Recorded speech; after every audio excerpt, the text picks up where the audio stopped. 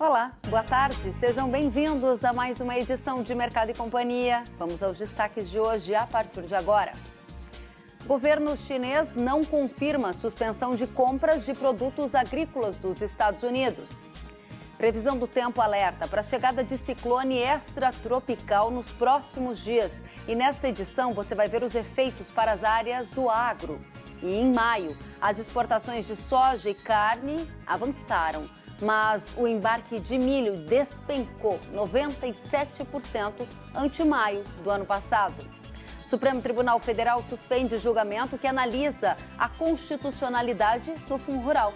E você vai ver também um estudo do IMEA aponta que em Mato Grosso a produtividade das lavouras de milho deve ser quase 5% menor que na última safra. Tudo isso e mais agora. O Mercado e Companhia já está no ar. O governo chinês não confirmou os relatos de que teria pedido às principais empresas estatais do país para suspenderem as compras dos principais produtos agrícolas dos Estados Unidos, como soja e carne suína, por exemplo.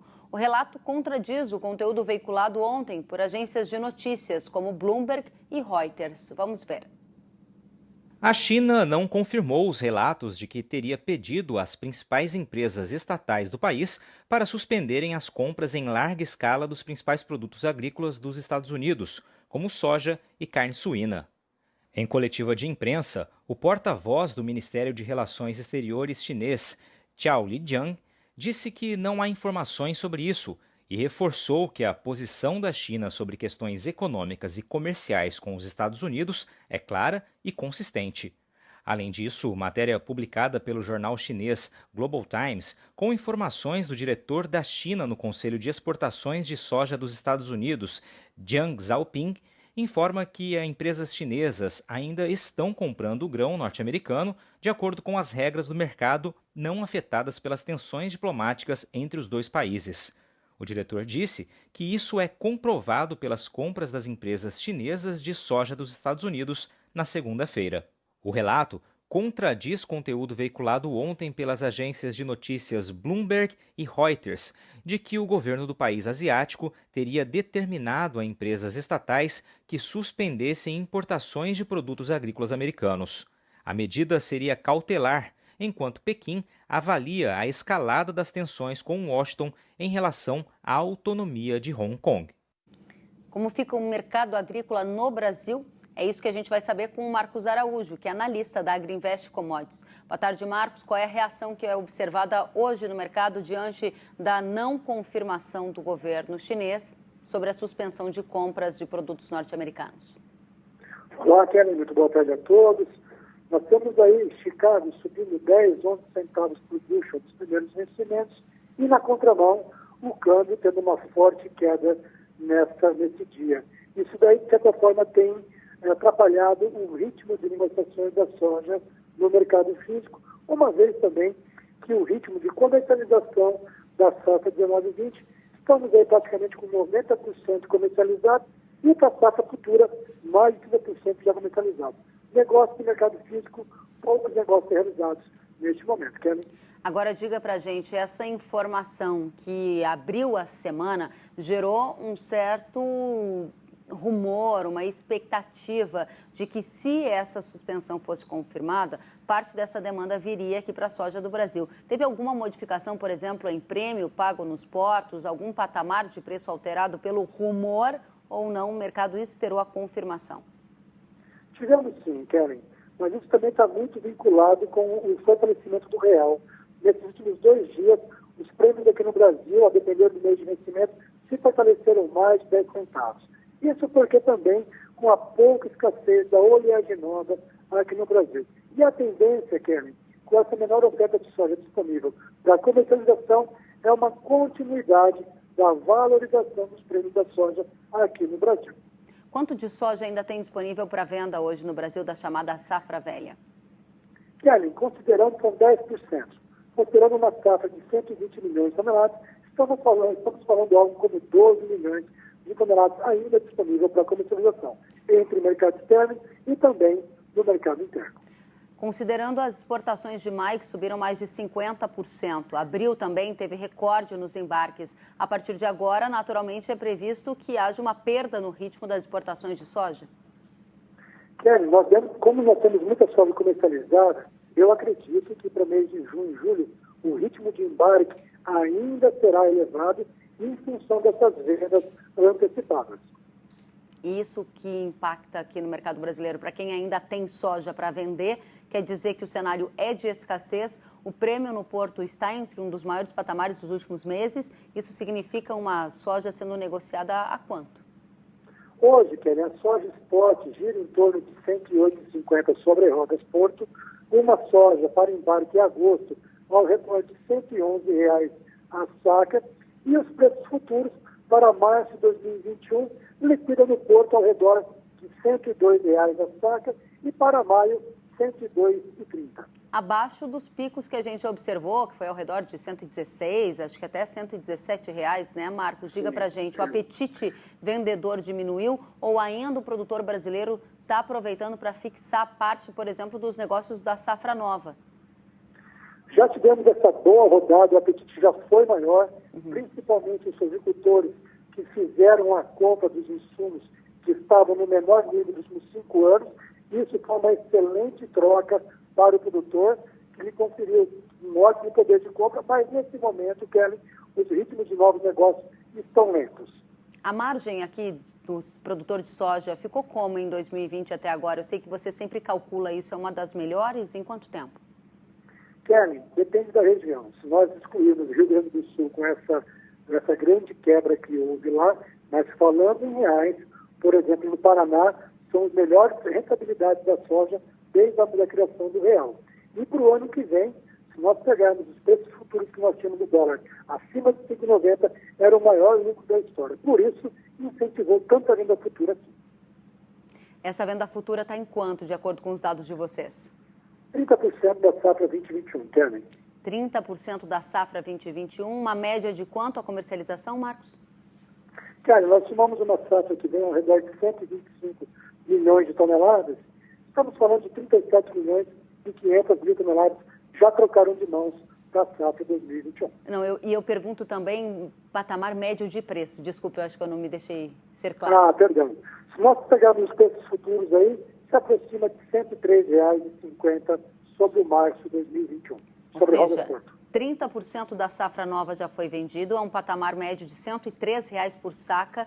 Paraná registrou a melhor margem dos últimos anos, pelo menos desde a criação do Plano Real, e tudo isso naturalmente deve incentivar o aumento de área de soja para o ciclo 2021. Quanto de aumento vocês aí da Agriinvest estão prevendo para esse novo ciclo? Eu não diria mais do que 1%, 1,5%, porque também a questão de crédito está comprometendo a expansão em grandes locais. E aqui para o sul do Brasil e sudeste, o aumento da área verão significa a redução da área de milho verão. Então, se aumenta a soja no verão, quer dizer que vamos estar diminuindo o milho também. Temos que cuidar desse mercado aí. Eu acho que 1%, 1,5% de crescimento no ano que vem é otimista. Interessante, interessante o crédito como um inibidor do avanço da área de soja. Último ponto para a gente encerrar o nosso bate-papo. O governo chinês não confirmou a suspensão de compras de soja e carnes, por exemplo, dos Estados Unidos. O assunto está encerrado ou onde tem fumaça há fogo? Pois é, Kelly, essa é uma importante preocupação do mercado como um todo, mas também nós sabemos aqui que o Brasil não tem soja suficiente para atender o apetite chinês. Eles vão acabar sendo forçados a comprar soja norte-americana. Ou, se concentrar a compra aqui no Brasil, nós teremos um grande problema que pode, sim, causar um desabastecimento de soja no mercado doméstico. Temos que acompanhar, como você disse, onde a fumaça, há fogo. Vamos acompanhar nosso trabalho diário. Obrigada por contar com a Agriinvest Commodities, com você, Marcos Araújo. Bom trabalho e volte sempre. É um prazer, até mais. Até a próxima. E a produtividade média das lavouras de milho em Mato Grosso deve ser 4,7% menor do que a registrada na última safra. É o que aponta a nova estimativa do IMEA, que prevê um desempenho inferior ao ano passado em todas as regiões do estado.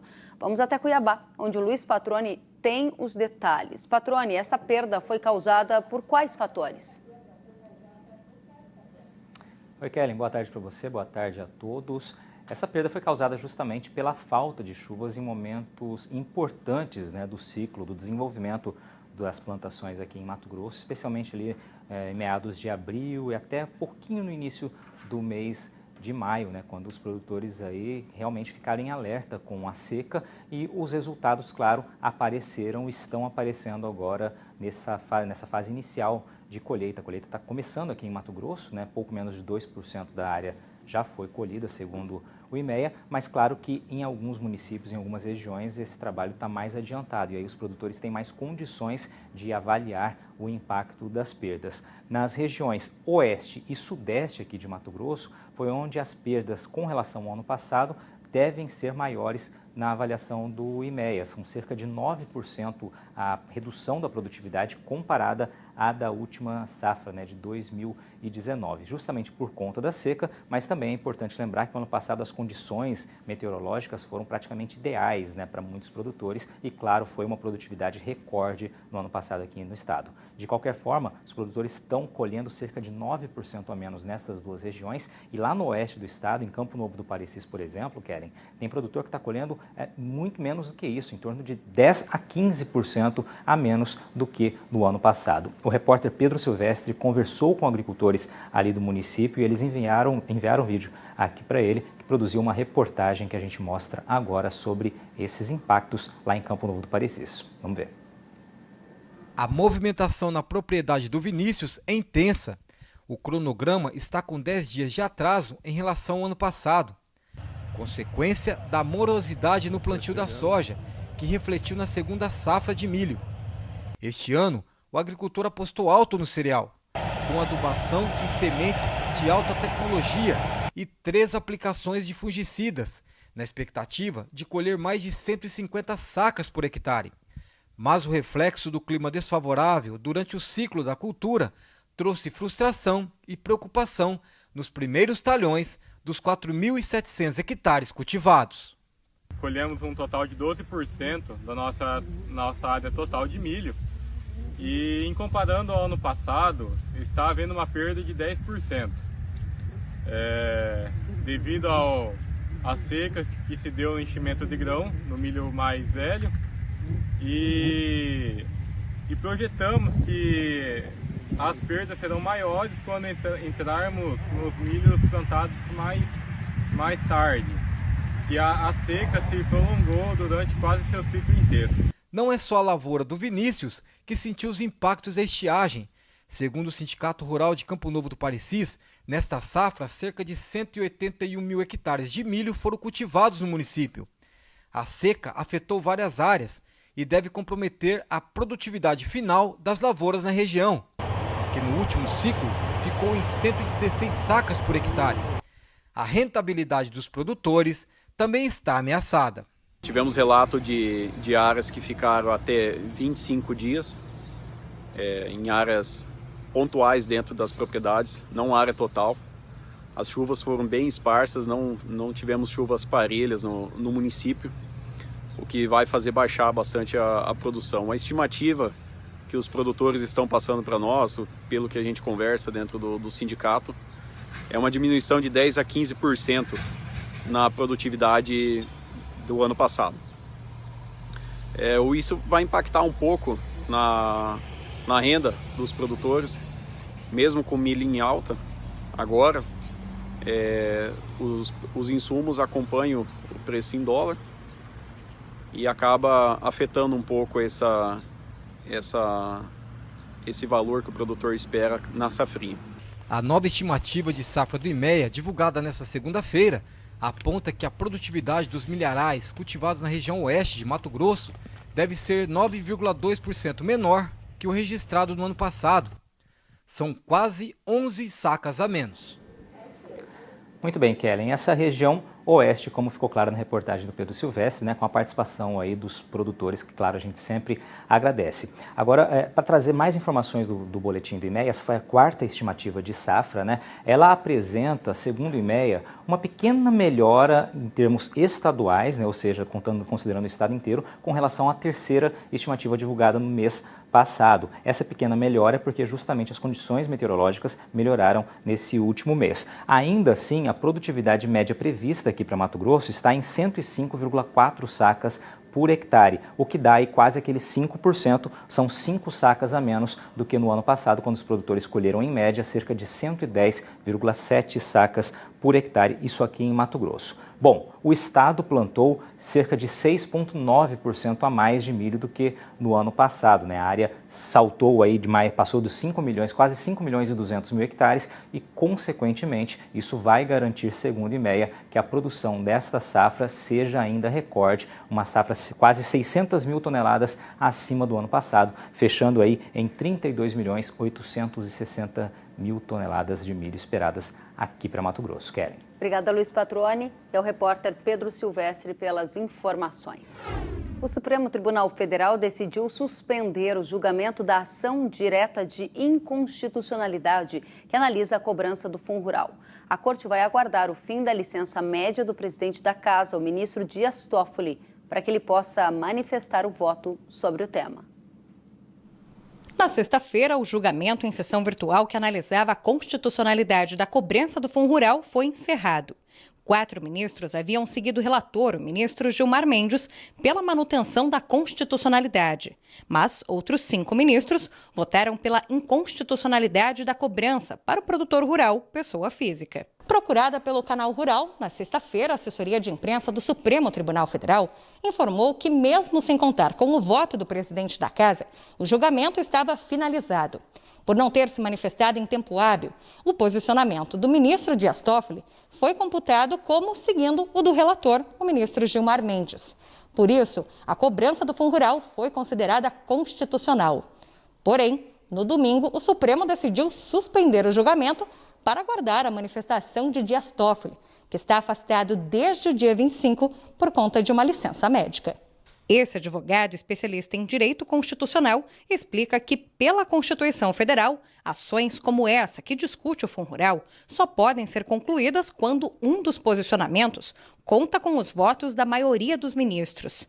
Mas o regimento interno do STF dá opções de conduta em caso de empate. O artigo 13, inciso 9 do regimento interno do Supremo, ele disciplina as hipóteses em que o presidente do Supremo, em havendo empate, é chamado a desempatar. Ele pode ser chamado para desempatar quando o empate é fruto de uma suspeição de um dos ministros, quando o empate é fruto de um impedimento de um dos ministros, quando o empate é fruto de uma vaga na corte, ou quando a hipótese de licença médica superior a 30 dias. Não parece ter sido o caso do presidente Dias Toffoli, cuja licença médica não foi superior a 30 dias, como dispõe o regimento interno, razão pela qual o adequado era a aplicação simples do artigo 146 do regimento interno, que simplesmente dispõe no sentido de se manter a lei no ordenamento jurídico, proclamando-se o resultado do julgamento, reconhecendo-se que não foi possível alcançar o quórum de 6 ministros, que é o quórum determinado pela Constituição para a declaração de inconstitucionalidade de uma lei. Segundo a assessoria de imprensa do Supremo, o ministro Dias Toffoli permanecerá em licença médica até o próximo domingo, dia 7. O advogado que representa a Associação Brasileira das Indústrias Exportadoras de Carnes está otimista sobre o processo. Ele explica qual seria o cenário caso o ministro Dias Toffoli se posicione pela inconstitucionalidade do Fundo Rural. Portanto, seria o fim do Fundo Rural, seja para frente, seja para trás, seja para o produtor, seja para o adquirente, seja para quem já pagou, quem aderiu ao PRR, em suma, em todas as possibilidades. Para esse advogado tributarista, a indefinição do resultado é prejudicial. Na questão como está encaminhado, parece crer que serão das agroindústrias, de quem adquire o produto. E, nesse caso, o Fundo Rural está livre da cobrança. Pressupondo que isso vai ocorrer logo, esse julgamento termina com rapidez, o produtor rural ficou livre dessa cobrança. Ela deve ser feita diretamente ao adquirente da produção rural. Isso é positivo.